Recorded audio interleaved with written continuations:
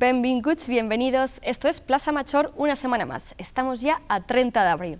Hoy nos visita un grande de las letras, Manuel Rivas, que es un escritor gallego, escritor, poeta, periodista, que nos hablará de su último trabajo, Contra todo esto. Después también nos visita Daniel Belinchón, que es el coordinador del ciclo de fotografía imaginaria que cumple ya 15 años. Y luego tendremos a nuestras amigas de la Ravalera Teatre, que están de plena promoción porque también están desarrollando, empezó el fin de semana pasado y continúa la Ravalera. Después tendríamos que acabar con agenda, ¿verdad? Pero hoy no vamos a hacer agenda. ¿Y por qué? Bueno, pues porque mañana es 1 de mayo, Día del Trabajador, y entonces solo os vamos a desear que descanséis, que seguro que os lo habéis merecido, que habéis trabajado mucho, así que mañana todos a descansar y a disfrutar, y el miércoles aquí, puntuales, en Plaza Major. Así que arrancamos.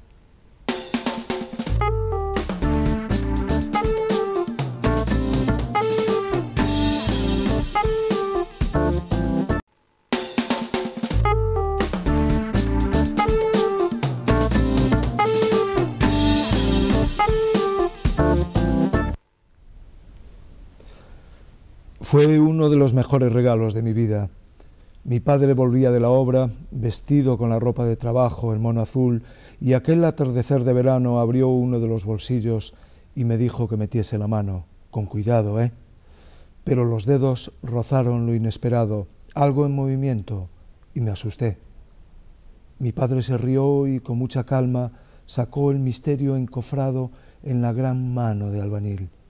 La abrió extendida hacia el crepúsculo. Era un grillo.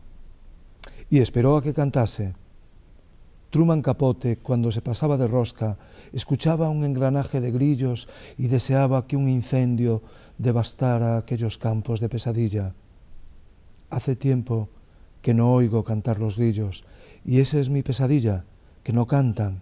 Por donde voy en los campos pregunto: dígame, ¿este año aquí han cantado los grillos? Y a quien pregunto me mira con extrañeza, intentando detectar dónde está mi avería. Sí, claro que han cantado los grillos, como siempre. ¿Como siempre?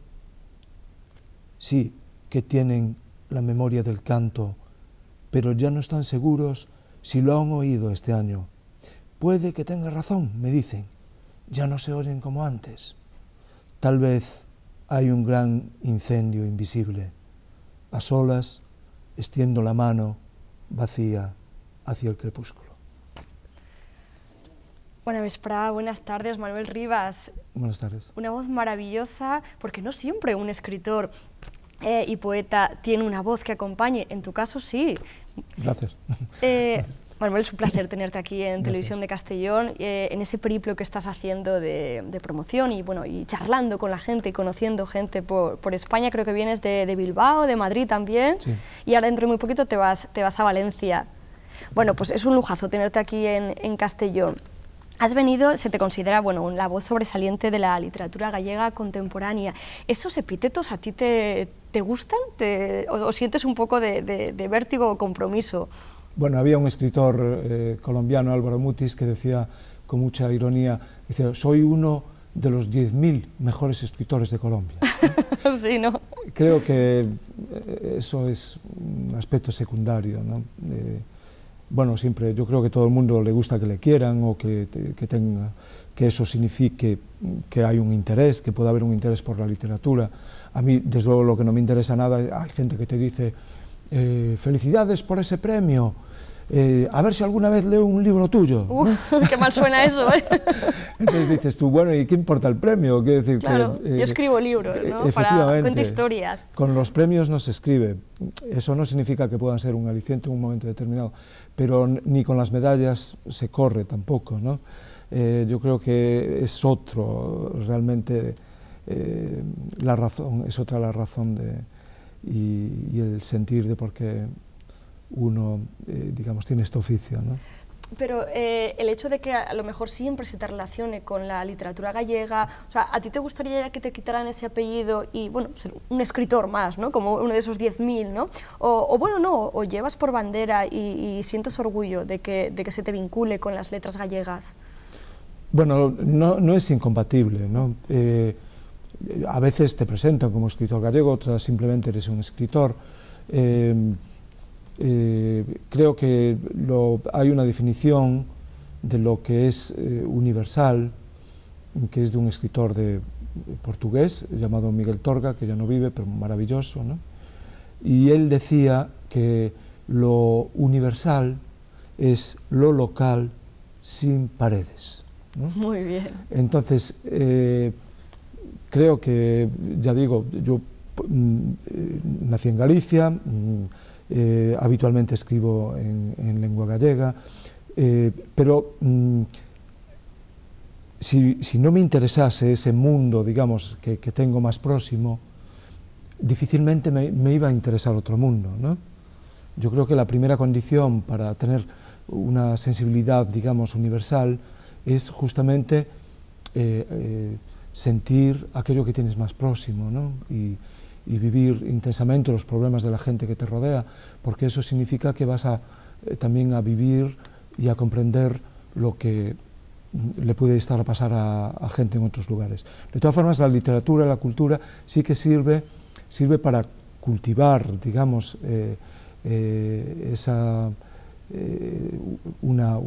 puede servir para cultivar una tradición, pero siempre tiene un componente de ruptura, tienes que construir tu propio camino, es un andar que estás acompañado, pero al mismo tiempo nadie puede hacer por ti, claro, ¿no?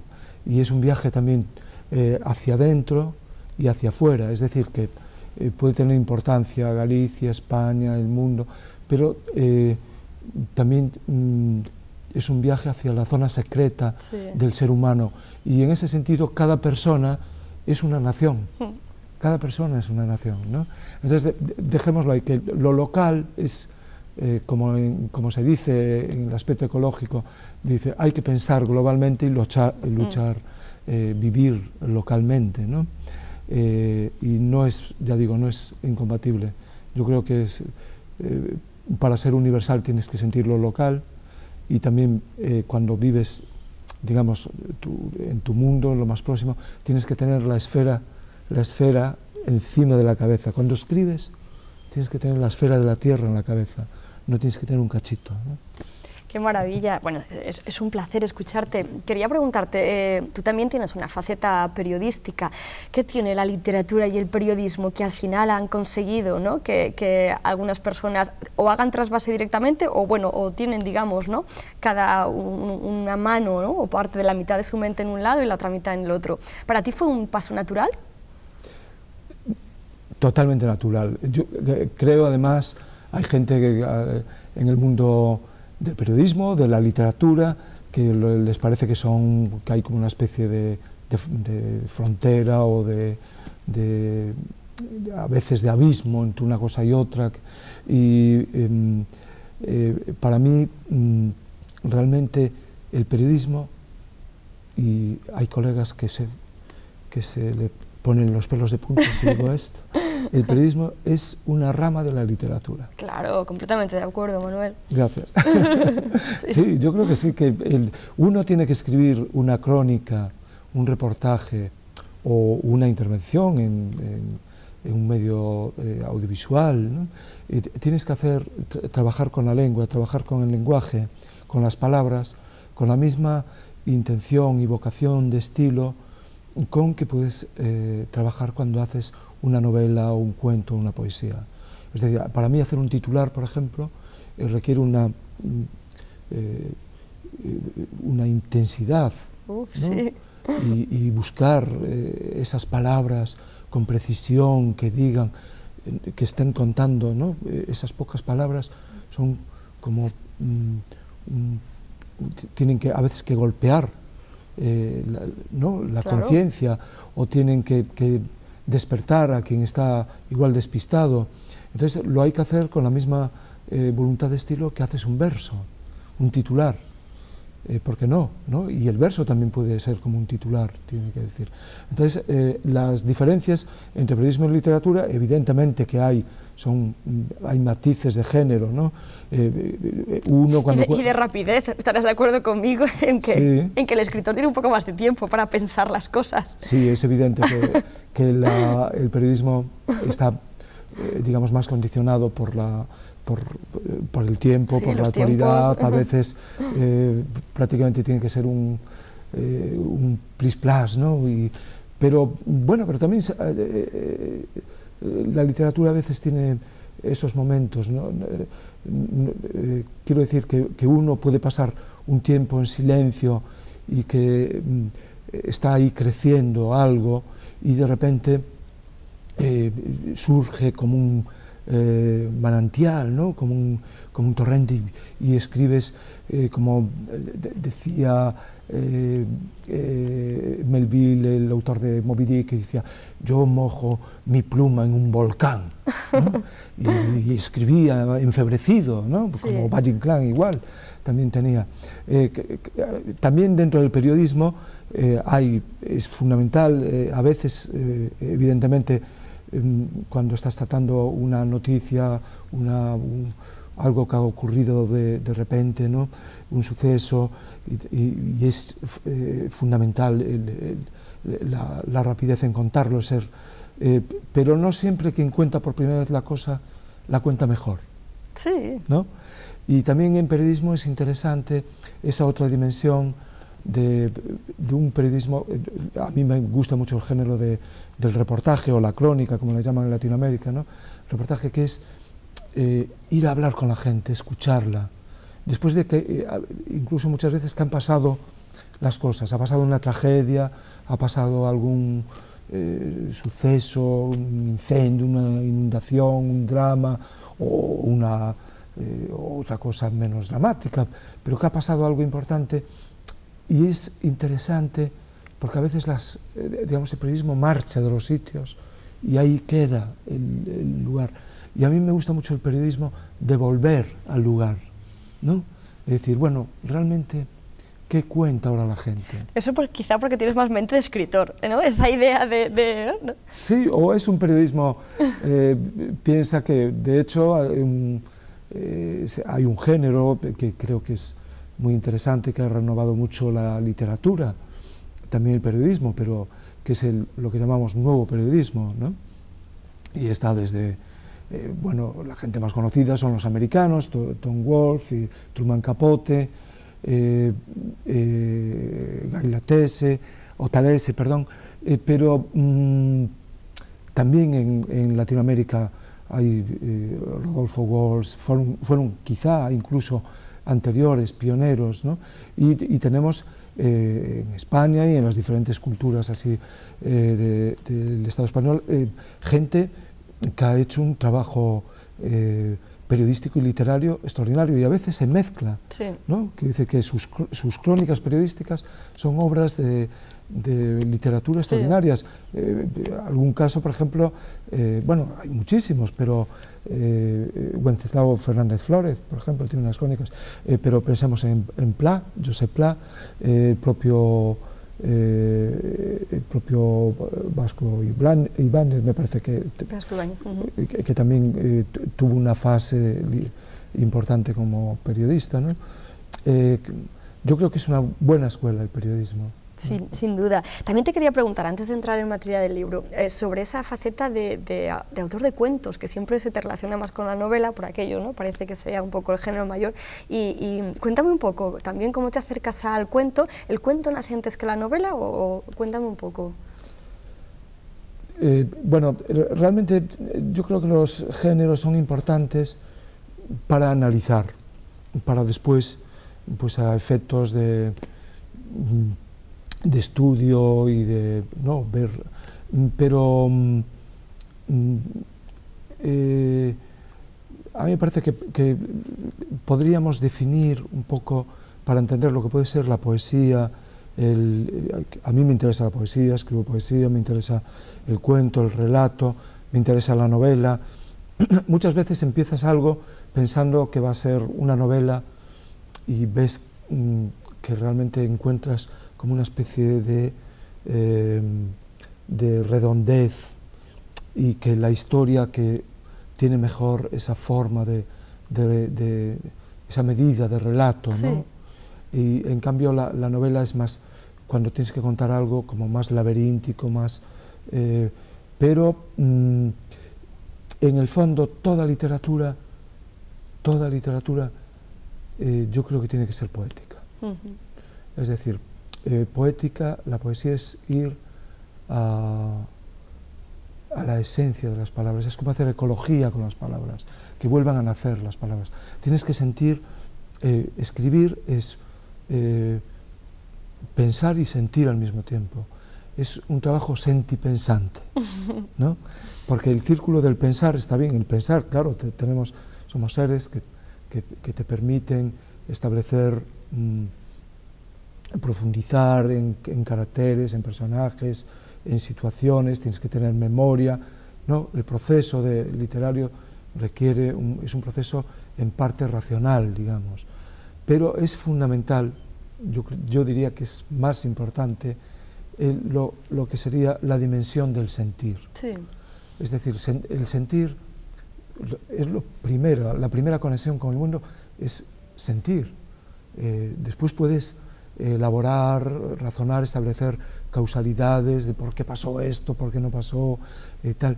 Pero lo primero es el sentir, es el golpe de vista, el olor, lo que te sacude por dentro, ¿no? Y también es algo muy importante que te permite comunicarte no solo entre personas, sino que el sentir te permite comunicarte con la naturaleza, con los animales, percibir, escuchar, ¿no? Cómo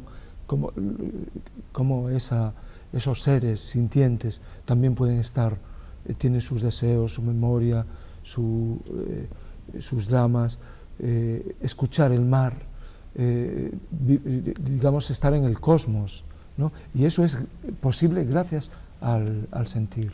Entonces, lo importante a la hora de escribir es conectar el sentimiento, los sentimientos con digamos, la parte de la razón, ¿no? El sentir y el pensar. ¿Y cómo se ha conjugado todo esto contra todo esto? En este caso, en este nuevo trabajo que presentas, que además incluso antes de entrar en antena me decías, es que este libro sobre todo me ha servido para debatir, ¿no? Sí. ¿Qué podemos contar, qué podemos desvelar, ¿no? al espectador? El título, Contra todo esto, parece un grafiti, una pintada, ¿no? Sí. En la pared, y bueno, yo realmente parte del libro decía... Sería un buen titular, ¿no? Sí. De reportaje. Claro, cuando dices contra todo esto no significa contra todo, evidentemente, sino contra todo esto, ¿no? Entonces hay una primera parte en el libro que tiene esa forma de manifiesto, que es como un alegato, que nace no de una doctrina, no tiene un sentido doctrinal, no tiene un sentido partidario, no tiene un sentido de elaboración, digamos, teórica, sino que nace de las entrañas. Para mí es un libro literario también, nace de las entrañas ante un sentimiento, hablábamos antes del sentir, un sentimiento de vergüenza ante una serie de cosas que están pasando, que ves que están pasando. Unas cosas más o menos próximas, pero otras, digamos, que están pasando en el mundo también. No te iba a preguntar, cuando dices lo que está pasando, no pensemos en un entorno más cercano, sino pensemos a nivel escala global. Sí, a escala global. Es un libro, yo hablaba antes de lo local universal, sería eso. Contra todo esto, ¿qué nos está pasando en lo local y en lo universal? ¿No? Porque creo que hay una situación que no se da, que no es exclusiva del mundo más cercano, sino que creo que se está pasando en el mundo. Yo, de alguna forma, lo que arranca de las entrañas es un sentimiento de vergüenza. Sentimiento de vergüenza ante desigualdades, ante injusticia, ante una vuelta a la carrera armamentística, lo que podríamos denominar una guerra contra la mujer, una guerra contra la naturaleza, ¿no? Entonces, más cosas, una indiferencia pues hacia gente que está sufriendo, como decíamos antes, injusticias, ¿no? Entonces, hay un primer impulso, como una primera semilla, que es ese sentimiento de vergüenza. Cuando sientes vergüenza ante algo, ya es una revolución. Claro. Se produce una revolución. Tomas conciencia. Tomas conciencia, efectivamente. Ves algo que antes no veías. No, puede ser que fuera. Porque aquí, este libro, tanto la literatura como el periodismo, nos pueden servir para ver lo que no está bien visto. Y lo que no está bien visto tiene dos sentidos, ¿no? Dos acepciones.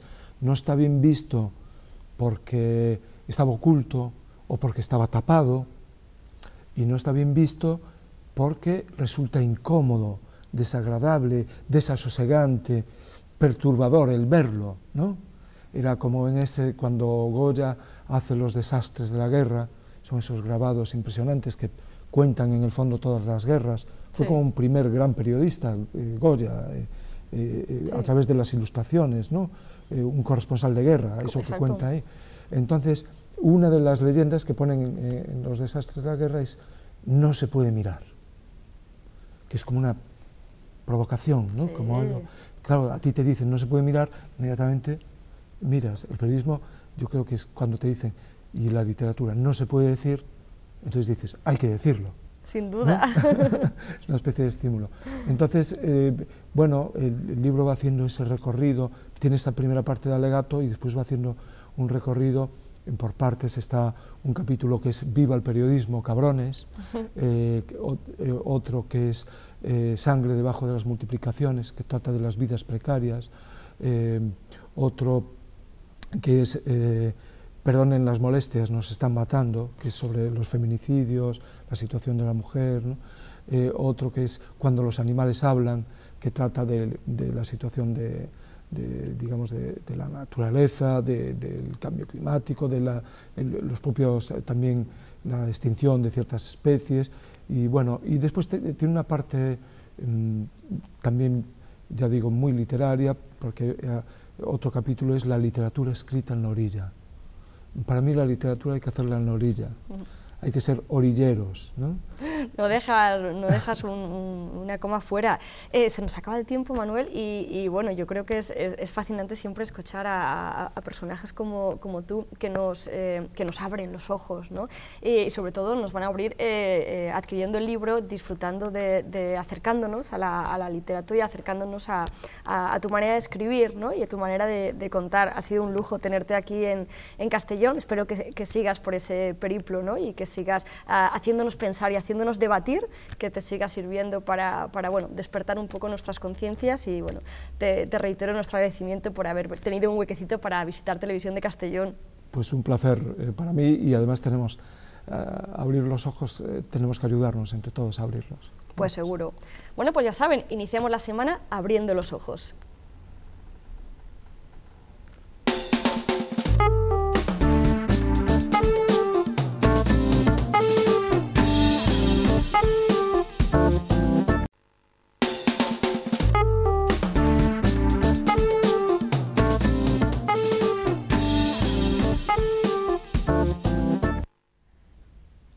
Bueno, y seguimos aquí con nuestros invitados en este lunes 30 ya de abril. Si hay en Castellón un festival de fotografía único, exclusivo, especial, que espero que todos conozcáis, ese es Imaginaria. Bueno, pues tenemos aquí a su coordinador técnico y al fin y al cabo la persona, ¿no? El corazón de este proyecto, que es Daniel Benichón. Muy buenas tardes, buenas tardes. Hola Patricia, buenas tardes, ¿qué tal? Daniel, 15 ediciones ya. ¿Tú has estado en 15 más una? ¿Porque lo has pensado antes de que existiera? No, yo tengo que decirte que cuando se inició este proyecto no nació con la idea de cumplir 15 ediciones. Es fantástico que cumpla 15 ediciones, pero bueno, sí que desde el aula de fotografía de la Universidad Jaume I, desde su creación en el año 94 hasta que yo entré en el año 2001, prácticamente lo único que se hacía era trabajar con el tema de la formación. A través de Olga Batiste se hacían normalmente 2 talleres de fotografía, uno de básico y otro de retrato, y la actividad del aula, pues bueno, se limitaba a después, con los alumnos que habían participado en el curso, a hacer una exposición. En algún momento dentro de la Galería Octubre se hizo alguna propuesta. Recuerdo que en el año 96 tuvimos aquí a Chema Madoz, a García Alix, de la mano de Javier Esteban, un fotógrafo de Vinanoz. O sea que de alguna manera, cuando estos hoy grandes monstruos de la fotografía española empezaban a hacer su trabajo, en uno de los puertos donde recalaron fue Castellón. Y como te decía, en el 2001, cuando yo asumo la propuesta, yo por formación soy gestor cultural, sociólogo además, y lo que quería o lo que definimos en aquel momento era llamar la atención sobre el hecho de que la fotografía, tanto que patrimonio cultural, pudiese formar parte de las programaciones culturales de las instituciones públicas dentro de la provincia de Castellón. Eso que le sonaría chino, me imagino, en aquella época, ¿no? La fotografía. La fotografía tiene una muy mala prensa porque, y cuando digo que, fíjate lo de fotografía y la prensa, cómo funciona, ¿no? La gente considera todavía que el artefacto de la cámara fotográfica produce la magia de la fotografía. Sí, tal ¿no? cual, ¿no? Y que no hay... Entonces, pues, bueno, alguna vez te puedes encontrar con sorpresas de que alguien piensa que la pintura o el dibujo o la ilustración son artes mayores y que la fotografía, a fin de cuentas, es una hija bastarda, ¿no? Y sin embargo, la cultura visual de nuestro mundo depende única y exclusivamente de la imagen fotográfica. La pintura nunca ha tenido la importancia que tiene la fotografía, no solamente a la hora de crear un patrimonio y una memoria, sino sobre todo a la hora de comprender qué son los seres humanos. Es decir, que en el momento en que la fotografía nace, allá por el año 1820, toda una serie de mecanismos de aprendizaje se activan a través de que existe un registro fotográfico. No en vano, la antropología se desarrolla a la par que la fotografía. Es una buena defensa de la fotografía y casi me convences. No, te lo digo de verdad, sin entrar en pormenores. Y, es verdad que el elemento documental de la fotografía transciende muchas veces el poder artístico o incluso el elemento de creatividad subjetiva. Decía muy bien, con mucha razón, Susan Sontag, que cualquier fotografía cuando ha pasado 100 años se convierte en una obra de arte. ¿Por qué? Porque es un testimonio real de algo que ha sucedido hace 100 años. Con la pintura no pasa eso, porque en la pintura, da igual que sea, por muy figurativa que sea, siempre es un registro inventado. Claro, interpretación. Claro, entonces, ¿qué pasa? Que la experiencia del espectador es completamente diferente. Tú ves un retrato de Carlos V y estás viendo lo que el fotógrafo quiso mostrar. Pero si tuviésemos una foto real de Carlos V, ya no dudaríamos de si la interpretación es una ficción o no. Claro. Es verdad que la fotografía simula, es verdad que la fotografía es subjetiva, es verdad que la fotografía construye universos, pero también es verdad que hemos aprendido a conocer el mundo a través de las imágenes. Y luego hay otra cosa que también es muy interesante, y es que en el fondo la función social que cumple la fotografía es preservar nuestra memoria personal. Entonces, nosotros venimos al mundo, en el bautizo nos hacen unas fotos, en las comuniones nos hacen unas fotos, tenemos fotos de nuestras novias o de nuestros novios. La gente de más edad en sus carteras guardan las fotografías de carnet de los seres queridos. Sí. Y se mantiene una relación emocional con la foto. Yo muchas veces cuando hablo con gente joven que han llegado al mundo de la fotografía a través de la fotografía digital y sobre todo con el uso de los móviles, gente de 17, gente de 14, de 13, siempre les hago la misma pregunta, ¿no? En el momento en que vuestra tarjeta de memoria del móvil dice que ya no admite más información y tenéis que borrar una fotografía, ¿qué os pasa? Y la gente se sobrecoge, la gente joven se sobrecoge diciendo, no, por Dios, soy incapaz de renunciar a una de las miles de imágenes que tienen en sus móviles. Porque normalmente son fotografías de alguna manera circunstanciales o accidentales o aleatorias que se generan en ese momento, y a lo mejor tú vas a un cumpleaños y tienes 40 fotografías de tu cumpleaños, ¿no? Pero esta no la quiero quitar, esta no la quiero quitar, esta no la quiero quitar. Le pasa muchas veces como le pasa a los fotógrafos a la hora de editar sus trabajos, ¿no? Yo colaboro mucho con fotógrafos, a veces viene gente que me trae sus proyectos expositivos, las colecciones tienen que tener un número determinado de imágenes, y cuando negocias con ellos o hablas con ellos de por qué una foto determinada tiene que estar y cómo tú la ves desde un punto de vista de espectador, la importancia que puede tener o la importancia que deja de tener, siempre defienden el que, no, esta por favor no me la quites, ¿no? Sí, no me la quites, pero ni esta, ni esta, ni esta, ni esta, ni esta, ni esta, ¿no? Claro, entonces, pues bueno, la fotografía tiene un peso muy importante en la cultura actual, desde hace 200 años casi, forma parte de nuestra manera de entender. Con las nuevas tecnologías y los nuevos sistemas de comunicación prácticamente toda la información que recibimos es una información iconográfica a través de la imagen. Y el festival cuando nace, pero también la propuesta del aula de fotografía en aquel momento quería dar noticia de ese acontecimiento, ¿no? Entonces, en un momento, fíjate, en un momento donde cada vez son más los fotógrafos que tienen archivos de hace 60, 80 años y que se están muriendo y que no sabemos cómo gestionar ese patrimonio fotográfico, que muchas veces tiene que ver no solamente con el patrimonio histórico, sino con la riqueza de un valor turístico en determinado tipo de localidades, por ejemplo. Saltamos al mundo de la tecnología de los móviles, donde cada 2 años tú cambias de móvil y lo normal es que por la urgencia de estrenar el móvil pierdas 2 años de archivos, ¿no? Es verdad. Yo conozco muchísima gente, conozco mucha gente que sufren una verdadera debacle cuando les roban el móvil. Sí, por las imágenes. Porque las imágenes, porque no las pueden recuperar. Es verdad que existen nubes, es verdad que el mundo de Internet lo engloba todo, pero también es verdad que casi siempre los neófitos no gestionamos la información. O sea, tú tienes la fotografía y ya está, ¿no? Ya está. Perder el móvil, a día de hoy, es perder una parte de la memoria. Es verdad. A ver, bueno, estamos haciendo una acérrima defensa de la fotografía. Yo creo que la gente ya en casa dice, bueno, vale, me has convencido, voy a ver Imaginaria. Cuéntame cosas de esta niña bonita, de estas 15 ediciones. Espacios donde podemos ir a ver, cuántos fotógrafos participan. Cuéntanos para que en casa ya, pues, a ver. Te cuento. Imaginaria cumple 15 años. Es de los festivales más antiguos que existen de fotografía en España. Piensa que Foto España cumple 20 ediciones. Entonces nosotros prácticamente seguimos en la zaga, ¿no?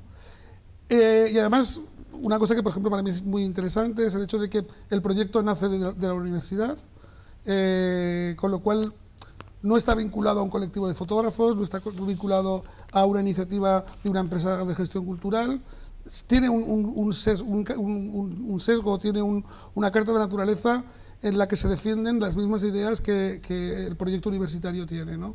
Eso es muy extraño porque normalmente, incluso en las facultades, o sea, en las universidades donde hay facultades de Bellas Artes, hay una sala de exposición, pero no hay proyectos integrales, claro. Es verdad.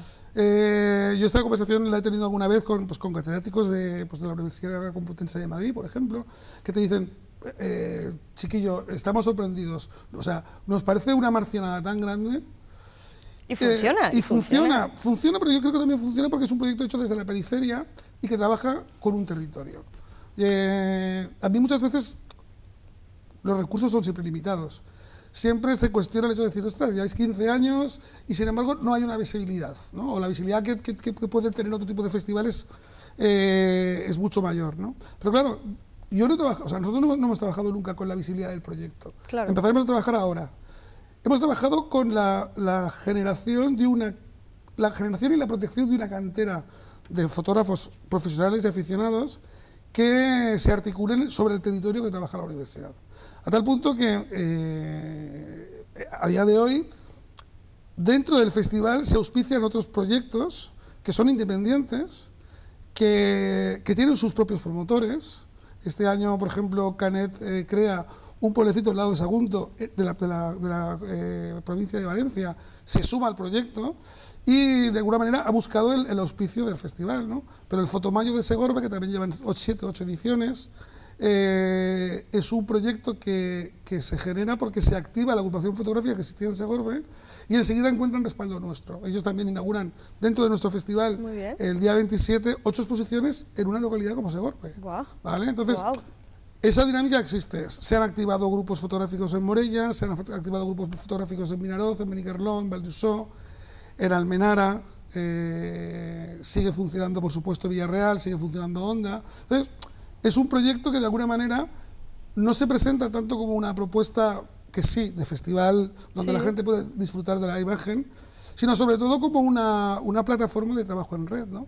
De hecho, yo creo que lo más interesante de lo que nos ha pasado es que a partir de la experiencia de este festival, este año hicimos una propuesta desde Imaginaria a los otros 2 festivales que existen en Comunidad Valenciana, que es Foto Alicante, que lleva 5 ediciones, y Foto Festival de Valencia, que lleva 8 ediciones, y se ha creado una nueva plataforma que se llama Iconic, que pretende, en principio, ser un microfestival itinerante de la Comunidad Valenciana, que presente los contenidos que cada uno de los 3 festivales que están existiendo a nivel provincial ofrecen, con la idea de en 5 o 6 años ser una plataforma para artistas visuales. Estamos viendo, ¿no?, una vídeo promocional, imagino, ¿no?, de este año.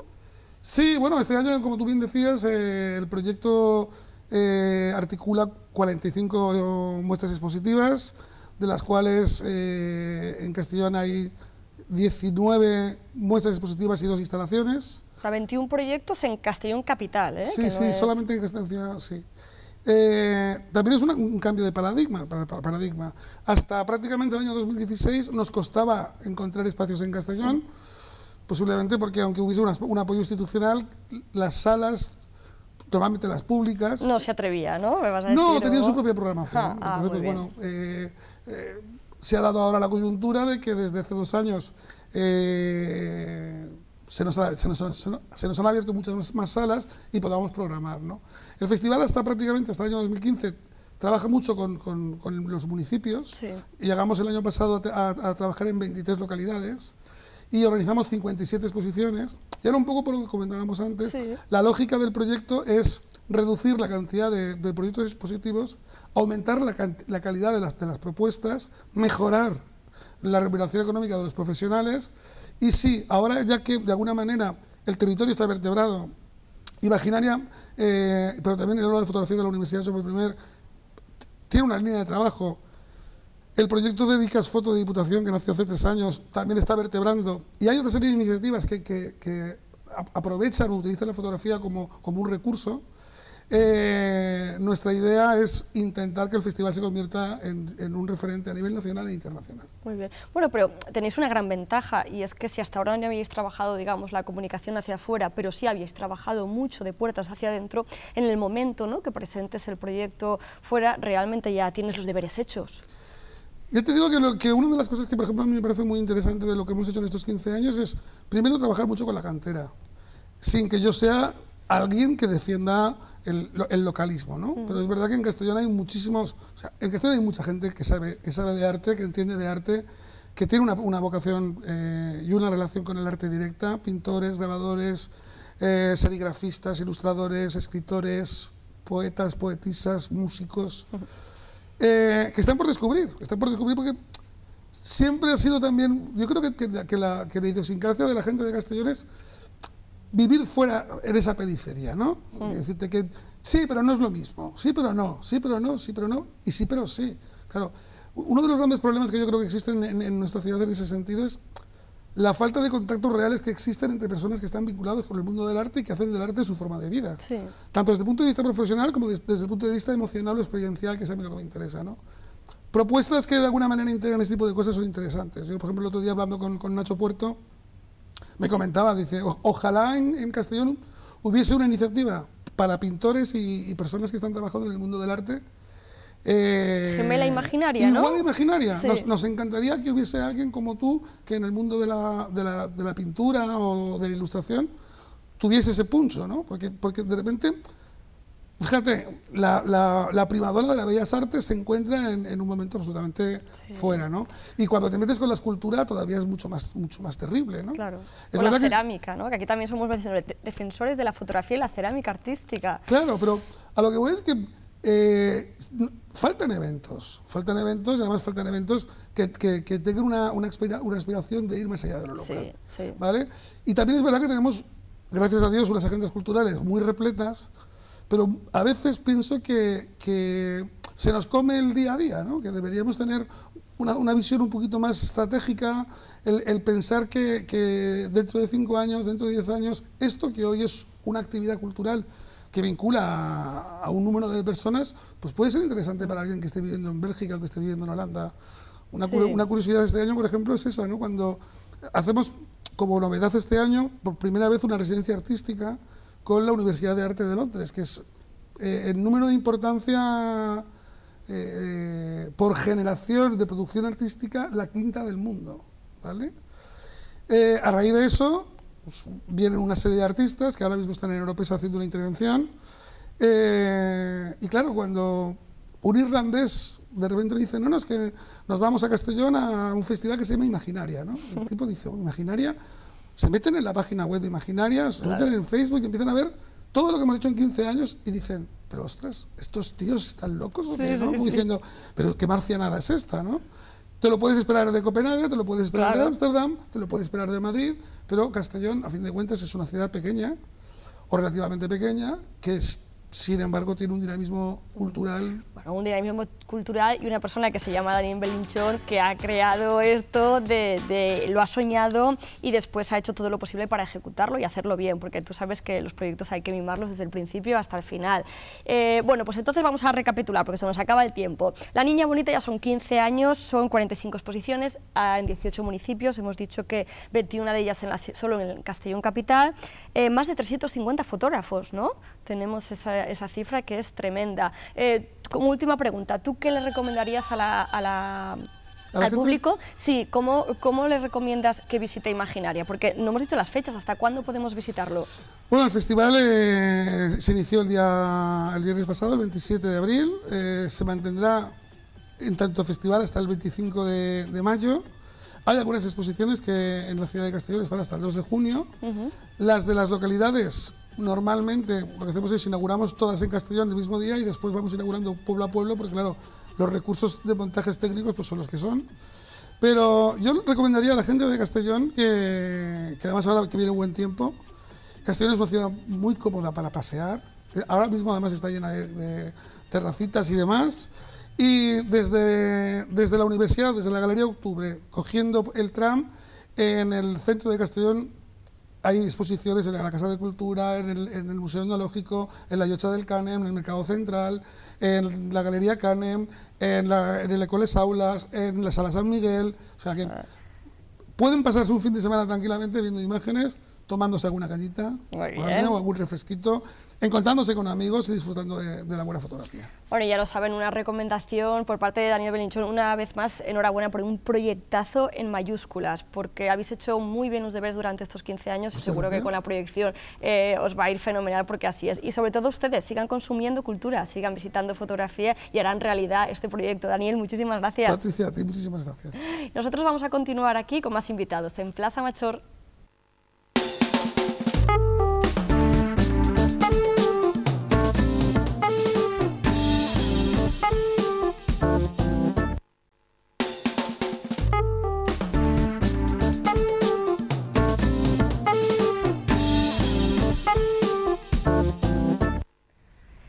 Ja estem així, i hem tornat de la publicitat i estem ja amb les nostres amigues de la Ravalera Teatre, Laia Porcar i Núria Vizcarro. Molt bona vesprada. Hola, bona vesprada. Hola, bona vesprada. Com esteu? Molt cansades ja del primer cap de setmana o no? Bueno, ahí anem, cansades i contentes, no? Tota la vegada, sí, sí. A veure, estem ja en la quarta edició d'esta fira de microteatre, de teatre breu. Ara ja quan arriba una nova edició, és com, a veure què donem al públic, no? Sí, home, això és la gràcia. Al fer-ne ja, cada any és diferent. Aleshores sempre tens el nerviet de com anirà enguany, saps? Perquè el fet és que cada any canvien les peces, canvien els llocs, canvia tot l'equip al final, pràcticament. Aleshores sempre és... Els primers dies són de molt de patir. La setmana abans és de patir de veure, respondrà bé la gent, estaran bé les peces, i ha sigut una meravella. Que bé. A veure, conteu-me espais, per exemple. A veure, ja mos queda... Esta nit encara n'hi ha que hi ha la gent que té la sort de tindre la seva entrada i si no mos queden 3 dies, no? Divendres, dissabte i diumenge d'esta setmana. A veure, espais, què anem a veure al voltant d'esta nova edició? Pues, bé, tenim 5 espais, perquè la fira que fem així a primavera sempre són 5 espais, i els espais d'enguany són la barberia Centelles, que és una barberia així vintage molt xula, que està a la plaça Tetuán, després una casa que hi ha al carrer d'Amunt, que és una casa típica de Castelló, la casa El Poero, de Pepe El Poero, i que és així, casa particular. Després tenim el Cheslala Art Estudi, que és l'estudi d'una artista castellonenca, on fan tallers també al carrer Mealla. Després està la sala de juntes de l'Ajuntament de Castelló, una sala així més suntuosa, no? Sí, no? I més elegant. I després la llibreria solidària Aida, que està al carrer Mestre Chapí, un carrer perpendicular al carrer Colom, molt xicotet, i també és un espai així molt boniquet i molt curiós. La sala de juntes de l'Ajuntament, ho he pensat bé. Ahir n'hi ha l'energia, no sé com serà, Les però... atmosferes, ahir s'ajunten unes quantes atmosferes, sí, però sempre és interessant. Està bé. A veure, la directora, què mos té que dir de les companyies, com una miqueta els espectacles? Mira, això, enguany, les 5 companyies que hem triat han sigut 5 companyies que les propostes que proposaven s'adien molt als espais que estàvem nosaltres oferint. I aleshores són 5 companyies diferents. A la barberia n'hi ha una que és la Dona de Verd, que són cares conegudes. Hi ha 2 companyies que hi trobareu per ahir algunes cares conegudes i 3 companyies més que són completament noves, que nosaltres no les coneixíem i ha sigut arran de la Ravalera que ens hem trobat, vam presentar proposta i ens va parèixer molt interessant. Aleshores estan en la barberia La Dona de Verd, més difícil pensar-ho sempre. Sí, jo t'he dit. En la casa de Pepe el Poero està Alegoria Teatre, que és una de les companyies noves. En el Chez Lalart Estudios estan Paraules d'Aire, que són els altres que coneixereu. Després, en la llibreria solidària estan Cactus Teatre, que són 2 xiques que fan una faena molt interessant. I en la sala de juntes de l'Ajuntament, a l'Anochecer Producciones, que són una parella que també fan una proposta, jo penso que està molt bé, ja ho veureu. Tu has dit que són gent que vos ha fet una proposta. Clar, al principi, jo suposo que al principi, quan va néixer la Ravalera, teniu que vosaltres anar darrere de la gent, preguntar. Ara ja la gent ja vos presenta projectes, això ja sona ahí, no? Guai, o què? Bueno, el que passa és que el primer any, quan vam presentar aquesta proposta a l'Ajuntament, un poc vam presentar tot el lote, no? Els 5 espais amb les 5 companyies, i llavors aquest primer any sí que vam contactar nosaltres amb gent que directament coneixíem i els vam demanar una proposta. Vam fer el mateix, vam veure els espais i entre nosaltres ens ho vam repartir. Va, doncs jo me quedo la marquesa que hi havia, l'altra no sé què. Però a partir del primer any sí que teníem clar que el que volíem fer era que per una banda la Ravalera servira com a una xarxa d'artistes que ens serviria també per a conèixer-nos entre nosaltres, conèixer a gent, i llavors el mecanisme sempre és el mateix. Nosaltres busquem els espais, fem una convocatòria oberta a professionals de la província i enguany ho hem extès un poc més, visitem tots els llocs i es donem un marge d'un mes més o menys per a que ells ens facin propostes, i a partir de les propostes que ens fan, cada companyia se proposa. Jo a la barberia faria això i ens fan un extracte del text i tal, i a partir d'ahir nosaltres triem les 5 companyies que Quina transparència, això me sona que quasi concurso, no? Concurs públic, no? I això sona molt. Sobretot sí, per transparència, que sempre és bonica, però sobretot per obrir, per poder conèixer a gent que nosaltres no coneixem. Moltes vegades el problema del teatre és que treballes des de fa molts anys i al final sempre acabes creant un equip, que està molt bé treballar en el mateix equip, però això moltes vegades te priva de poder conèixer l'altra gent. I el que dia l'Aia, que un dels objectius principals nostres sempre ha sigut l'extendre, el crear xarxes entre la gent que treballem i que som professionals i que portem temps dedicant-nos de Castelló i dels voltants, i esta era la millor manera i ha servit. Sí, de fet. Tindreu una colla d'amics, amigues, professionals. Sí, la veritat és que hem conegut a molta gent, a nosaltres també, i hem anat bé, perquè és que al final com més te coneixes per a fer teatres treballant, no? O sigui, aquesta és la meva proposta, aquesta és la teua, i ahir vas creant també afinitats i veient què fa l'altra gent. Una de les altres propostes que teníem era que volíem obrir espais de representació en Castelló, que a la gent professional que hi havia tingueren llocs on pogueren actuar, i crec que això també ha funcionat bastant. Sí, i és bonic perquè de sobte també entre la gent que han treballat en diferents companyies s'han creat altres connexions i han pogut després treballar junts i juntes en altres llocs. Molt bé. A veure, i enguany teniu també, tu presentes alguna obra, tu tens paper d'actriu, conteu-me a veure, o esteu només de directores i de, no? Sí. Què feu? Segur que baixeu a la sorra, segur. No, la veritat que enguany és que nosaltres estem... Enguany hem decidit no presentar proposta i hi ha 5 companyies i nosaltres no estem, perquè també estem en altres líos que ja vos contarem. Ja sabia jo que parades no podíeu estar. Esteu tramant alguna cosa. Sí, estrenem espectacle nou d'ací un mes. I és espectacle llarg i que volem que sigui també molt la carta de presentació de la companyia, com si diguérem, estem nosaltres dos, som nosaltres dos les que actuem i hem creat l'espectacle, jo l'he escrit i després Albi, el Joan Manuel Albinyana, ens l'ha dirigit. I aleshores era massa. Ja vindrem a contar-vos això. Això t'he de dir, clar, no me deixeu així, ara teniu que tornar i m'expliqueu a veure... Sí, però és veritat que ara toca la Ravalera. Sí, ara mos toca això. I ens va saber mal, ens ho vam plantejar molt també, perquè, clar, ostres, una de les gràcies d'organitzar aquestes coses és fer tu teatre, sinó que... I el que passa és que era massa. Sí, clar, és que vull dir, a veure, a nosaltres no ens apassiona organitzar. El que ens apassiona és fer teatre, però al final vam organitzar la Ravalera perquè teníem ganes de fer teatre, però bueno, també les circumstàncies van canviant, no? I cada any és d'una manera.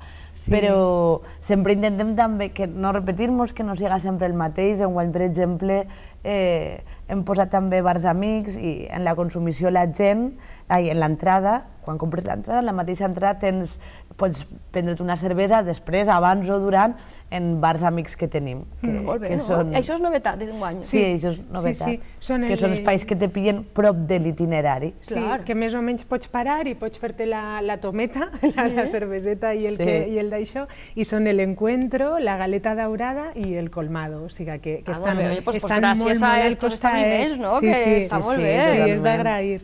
I també és una manera que la gent se troben. El que intentem tot el rato és afavorir els punts de trobada. I entre el públic també que se troben. Xica, tu has vist això? Jo he vist l'altre, i no sé què. Jo crec que això és bonic. Clar, perquè conteu una miqueta, perquè potser algú en casa no sap com funciona això dels espais. Jo que tinc que fer una entrada per a un puesto, conteu una miqueta la característica d'aquest festival. Sí, un poc... Són 5 espais i 5 peces de teatre, cada peça es fan un espai. I nosaltres proposem itineraris, perquè també vam veure el primer any que la gent tendia més a comprar l'itinerari sencer. Se poden comprar peces soltes i anar a veure una peça de microteatre que dura 15 minuts, però normalment ja la gent el que fa és tot l'itinerari, perquè un poc la gràcia és el que deia Núria, que és més enllà del teatre és com l'esdeveniment en general, no? I llavors tu comences en una casa, per exemple, en la casa del Poero, i veus una peça de 15 minuts. I quan eixes d'ahir, tot el grup va caminant fins al següent espai, acompanyats per un acomodador que es va explicant també curiositats de l'espai o de les peces. I així els 5 grups que van rotant. I dura 2 hores. I durant aquestes 2 hores també te da la gràcia perquè com totes les peces estan molt prop, els grups de públic se van trobant també per el carrer, és que venen d'ací. No són 2 hores assegudes a una cadira en un teatre, que també està bé, però que és molt més dinàmic, no? Sí, clar, i és bonic també de veure quan vas passejant pel centre de Castelló els dies de Ravalera, que és com que hi ha 5 grups de persones, de 30 a 35 persones que van movent-se a la vegada. Aleshores, la gent que no sap de què va la cosa nota que alguna cosa està passant, no saben el què. Exacte, i què passa, que no m'he enterat? Ja sóc com... I on aneu, això és molt de Castelló, eh? Què ha passat? Claro, és que por ahí un tumulto, no? Anant d'un post a l'altre, no... I se fan grups d'amics, al final, involuntaris, no? És clar, són 35 persones que se mouen juntes. Clar, perquè recordem que els espectacles no tenen una narració, no n'hi ha una connexió, la connexió és el paraigües de la Ravalera, però són peces en un principi i un final i són independents. Sí, són autònomes, són independents. Cada una és una historieta en ella mateixa. Hi ha qui diu que encara així acabes trobant-li un sentit a tot. De repente ve algú, doncs aleshores aquella que no sé què... De fet, nosaltres quan triem les peces, un dels criteris que seguim també és equilibrar, o sigui, que no sigui tot un megadrama, que hi hagi un poc de tot, perquè el públic també és molt divers, llavors el xulo és que, igual, una no t'agrada, però l'altra sí, l'altra menys, però són 5 peces i són 5 tastets de 5 universos molt diferents. I nosaltres també intentem mesurar això, no? Ostres, doncs una supercòmica, vinga, doncs aquesta drama també està guai, no? Perquè és un viatge emocional molt diferent i vas anant d'un lloc a un altre. Clar, la connexió al final són els sentiments també, no? De l'espectador. Me pareix que tenim algun vídeo que heu portat, o imatges, no sé, no me'n recordo, que heu portat els meus companys, que busquen a veure què mos heu portat, perquè, de moment, recordem la vostra Nina, que és... Ella també està, ja segur que està des del primer any, però bé... Ella està ahí, des del primer any, ella és una més de nosaltres. I ara s'està veient també el cartell, això que ho ha fet la dissenyadora que ho ha fet enguany, que és Susi, d'Heroine Studios, perquè cada any també els cartells són molt diferents i ho demanem a alguna persona diferent i aquesta és la proposta d'enguany. Pues està molt xula, eh? Sí, és això. Ahir també és una altra de les coses, cada any ho demanem alguna diferent, de manera que cada any la proposta gràfica és una, l'estètica que treballa, però sempre són molt boniques. La d'enguany, el concepte de la cadira, és molt xulo. Sí, les cametes. I les cametes, sí. Està molt xulo. A veure, què més me conteu? Perquè si no me conteu més de la Ravalera, jo ja vos preguntaré també per el nostre projecte, encara que torneu un altre dia, jo ja segur. A veure, què tenen, sobretot en les 3 companyies que són noves, que podeu, no sé... Mira, totes les peces jo penso que són molt interessants i és sobretot el que parlava Laia, de que han aconseguit, a més és bonic perquè així no pots parlar en tercera persona, nosaltres enguany han aconseguit crear universos molt diferents i tots ells entens que passen on estan passant. Aleshores, per ahir té la seva... És que té molta gràcia, aleshores cada un és d'una manera diferent. De les 3 companyies noves, les altres 2, la dona de verd és companyia nova. El que passa és que ja per ahir hi ha 2, l'actriu i la que escriu, Tania Muñoz, l'ha escrit i l'ha dirigida, i Maria José Chabrera actua, i aleshores elles 2 ja havien treballat amb nosaltres en altres moments. Però bé, la del Pepe el Poero, que és la d'Alegoria Teatre, ell és Albert Vellès, que és el que escriu i dirigeix, i la que actua és Carme Juan. Aleshores, això és molt bonica, perquè és molt acuraeta, l'espai és molt xicotet... És que, clar, no podem contar gran cosa. No, això no, només podem dir que tot és molt bonic. Entonces, de seguida, desvelem qualsevol cosa. Però, bueno, jo crec que una de les característiques més... O sigui, una de les particularitats més xules i que més funciona és que les peces estan creades per l'espai. Llavors, no passa el mateix en una barberia que en el menjador d'una casa molt vella, perquè cada lloc te transporta a un món diferent, no? I la de la barberia, que se diu La Barbuda, que ja deixa d'intuir moltes coses, i són 3 xiques les que actuen, no? Que dius, ¿por dónde me saldrá? Però ja este món, una barberia així vintage, en canvi la casa és una casa molt antiga i molt bonica del centre. L'altre és un taller d'art, vull dir que és que els espais condicionen les peces. I la sala de juntes, a veure, no me desveles res, però en la sala de juntes els personatges tenen que veure en un ajuntament o no? O sigui, és un espai que pot recrear... Ai, que no volen dir res. Ai, que no volen dir res. El de la sala de juntes es diu Següent. L'ha escrita Pablo Díaz del Río i l'han dirigida i la interpreten Elena Font i Pablo. I es diu Següent. Vale. Estan esperant alguna cosa, és tot el que podem dir. Passen la sala de juntes, que és així com molt senyorial, també estàs com a les portes d'algun altre lloc. És tot el que podem contar. A veure, en casa, els que no teniu entrada, per favor, ja sabeu el que teniu que fer, divendres, dissabte i diumenge. Horaris, diem horaris que al final se mos oblidarà. Sí, és 4, 5 i 6 de maig, perquè per avui ja està pràcticament tot venut. Si volen passar-se, jo estaré a la plaça Major, a la taquilla, i pot ser que d'alguna, però està difícil. I avui, per si de cas, a quina hora vols que passem? Avui comencem a les 8. Ah, doncs que a menys quart que pregunten per si de cas. A les 7. Jo estic allí a les 7. És que a les 8 entre que arribes i tens d'anar a l'espai i tot. A les 7 per si de cas queda algú. A les 7. No, però és això, els horaris són divendres i dissabte a partir de les 8 i el diumenge a partir de les 6. I avui dilluns també és a partir de les 8. I les entrades, a on les comprem per a este cap de setmana ja? Per a este cap de setmana que ve estaran segurament en taquilla. He de mirar a veure avui si s'acaben, perquè avui jo a la taquilla també n'estaré venent per al cap de setmana següent. Les que queden aniran a Babel, però ja vos avance que en queden molt poquetes. Sí, és que enguany hem venut també per internet a Tic-Tac Tiquet, però s'han venut molt ràpid també, perquè era com una demanda que ens fem, perquè gent que o de Vilareal o que per horaris de treball no te pots arribar a Babel. I l'opció d'internet. Ahir és una cosa de les que volem agrair, que és la resposta. És una barbaritat. O sigui, cada any augmentem alguns passes, intentem pujar algun dia sense passar-nos, per si acas, i, ostres, i cada any ens impressiona. És molt bonic de veure. És que el que feu és molt bonic, no? Si la gent ja ho ha vist, ja ho sabrà, perquè són els millors ambaixadors, és algú que ja ha estat. Però és que és molt xulo el que feu. Laia, Núria, doncs no res, veniu... No sé, què diu? Que quedem d'ací 3 setmanes i mos contem, no? D'ací 3 setmanetes? Sí? Vinga, va. I me conteu coses, de l'espectacle. Ahí sí que me tindrem que contar coses, Ahí podem, que a més és llarg, podem contar coses. Molt bé, molt bé. Doncs ja sabeu, la Ravalera Teatre, avui, per si de cas, se passen a les 7 i si no, este cap de setmana, divendres, dissabte i diumenge. Així que continuem ara en Plaça Major.